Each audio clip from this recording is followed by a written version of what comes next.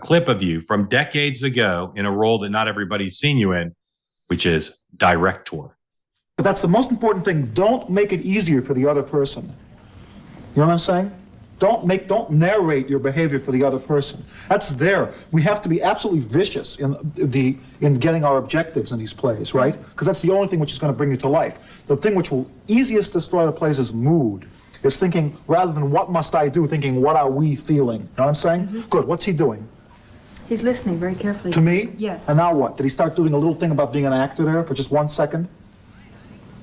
I don't know what you mean. Okay, good. What's she doing now?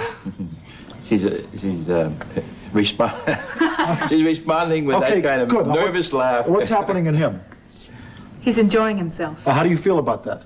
I feel very good about it. Okay, now what's happening in her? Yeah, she's releasing herself now, and she's bouncing with me with something that's going on between us. Very good. You're getting tired of grinning? Yes, I just stopped. Okay, wonderful. Good. Very good. All right. First of all, do you remember that? No, I don't. But what a good-looking young guy, huh? Very handsome. You haven't aged a bit, but you're very handsome. I'm so fascinated after reading the book at your just general craft. I've been a fan of your work, but I've never really thought about your craft. And just explain what you take away from watching you do what you do. What were you doing there, and how does that reflect your attitude towards art? I was very, very fortunate as a young guy. I had worked at several colleges teaching acting, and I'd studied acting in New York and had no idea what they were talking about.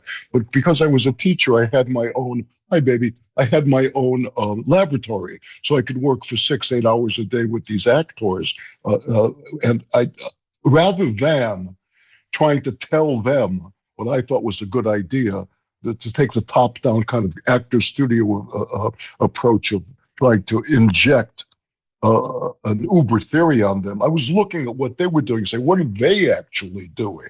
What's actually happening when you put two actors on stage, and trying to go from there to a theory of how to talk to actors to get the best result that I wanted on the stage, that result being an unfettered connection between the actor, the script, and the audience. That is to say, one unfettered by preconceptions. Because if you look at those people over there, they're very alive, right? They're very alive because they're actually reacting to what the other guy is doing, rather than what most actors do, is they work it up in the mirror, right? And some of them do it funny voices, but the modern ones call it understanding the character, which is just the same thing. There isn't any character. My reaction to that, I have many reactions to the clip, but one is you seem to be scaring the crap out of them. Good. That's good, because that's I have a dog here. Part of the problem with actors is the impulse. No, this is not right. No, this is not right. I worked it up, and this is not right. Pidge, Pidge. Would you ask Erica to get me a decaf? The impulse, which they think is coming from their inability or from the lack of the script to conform to their actual feelings, is actually coming from playing the script with the other person. That's where the actual feeling comes from. I don't know, I'm not getting, because if you think about it, if every actor is saying at every scene, I am getting exactly what I want from the other person, there's no scene. Right. So acting moment to moment is recasting your objective in the face of failure. All right, let's talk about the Disenlightenment. People ask me, because I tell them it's a great book, they say, what's it about?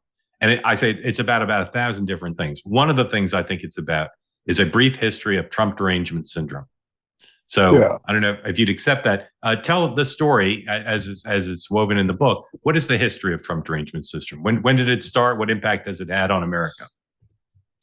Well, it's the same thing. He came down the escalator, and a lot of people said, "Wait a second, that's not a president, right? He doesn't say we must and we can and we shall. He hasn't spent his whole life thieving from us and lying to us and scheming in politics and putting money in his back pocket. He's not a thief. I don't get it. Where's the guy who lies to us? He doesn't look like a president." And we see the actual end of that one stage. Trump this Trump Derangement Syndrome when he's trying to get into office, and who is opposed to him are two of the biggest buffoons in the history of the human race, Waltz and Kamala Harris. And P.S. Joe Biden, see now, Kamala Harris is what she is, and Waltz is a gormless buffoon. But they once in a while have the capacity to dig deep and give us what we're used to getting, which is America must go forward, or the future starts now, or all of these tautologies, right? And somebody said the worth of a tautology is that it masks a hidden agenda, right? Somebody says the future starts now. Well, when did we expect the future started? Right, 3 years from Lewis, right? Or on VJ Day, we know the future starts now. But if somebody says that, we intuit they have a hidden agenda, which is the saying, shut the fuck up, you can trust me because I sound like a politician. So the tautology short circuits a natural human and correct distrust of all politicians, because anytime anyone ever had to deal with a politician or an elected official, he came away weeping. We know that, right? Anytime you get a letter in the mailbox from any government that you didn't expect, what's your first reaction? You know what it is. It's fear. Oh my God, what do they want from me now? Right?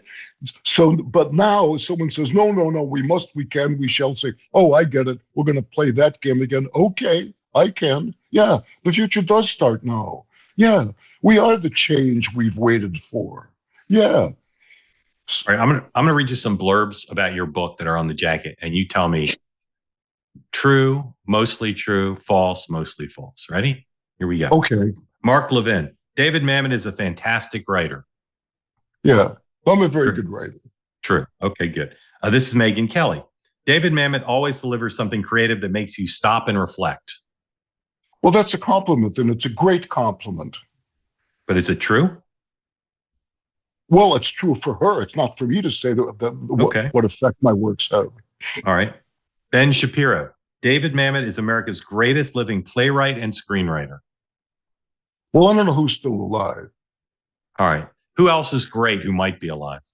I don't know. That's not my job. Who's great? You forget you. Tell me who else is great. Who else is a great screenwriter and playwright in America? Well, I think Charlie Kaufman is a great screenwriter and director. I think Paul Thomas Anderson is a great screenwriter and director.